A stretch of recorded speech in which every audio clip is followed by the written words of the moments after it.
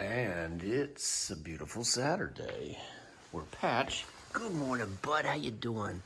And I are sitting around. Girls are out of town. Got the Christmas tree kind of pushed together a little bit. Got explore.org on the background. Now this is the Aquarium of the Pacific. How's that for gorgeous? That's just beautiful.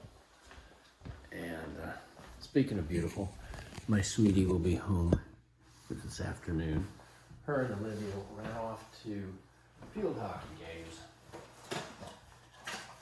And it's time for my second cup of coffee. Just kidding. It is my second cup of coffee. And then I'm going to go into the big orange box where I get to spend the day serving people, helping them figure out plumbing, which is great.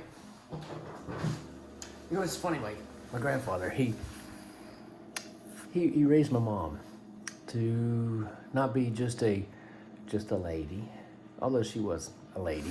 He raised my mom to be a roll up her sleeves, get dirty type of, figure it out type of lady. One time as a young man, I walked home and we went into the garage. It's an old suburban type of house in Tulsa, Oklahoma. And my mom was sitting by the washing machine, washer and dryer. And it was all in a million pieces. She had torn it completely apart and she was filthy, wearing a long sleeve shirt and a pair of jeans. And she had a little metal round bearing in her hand. And she goes, I got it. What is that, Mom? She goes, well, the bearing went out and I found out which one. And behind you, I could barely see it. She was so greasy and filthy and smears all over her. Anyway, she went down to the job location, which is where you buy stuff like that, like bearings and such. Now, mind you, she's the wife of a doctor. Could have gone down, plunked down cash, and got another washing, but that's not what it is all about. She wanted to just get it and fix it. And they wouldn't sell her one because she didn't have a license as a plumber or something. So she went downtown, read the book, passed the test, got the license, went back to the job shop, and they gave her the bearing. $1.62 or something like that. Anyway, you know, that's how it is in life. We can pick up, we can try and do things. Yeah, I know, maybe you don't want to go fix your washing machine, but my point is we can do things that we want to try and do because that's who we are as Americans. See, to me, that's what it means to be an American. Someone will say, nah, you can't do that. You know, let's just be right up front. I have a bit of a learning disability, and it's taken me years to admit it and recognize it. I can't pass a test worth a darn. I've been to several colleges, I've gotten a bunch of credits, but I've never gotten a degree. So what does that mean? It means that I have a hard time taking tests. I love learning, but like my mama would have said, just because it's hard doesn't mean it's not worth doing. So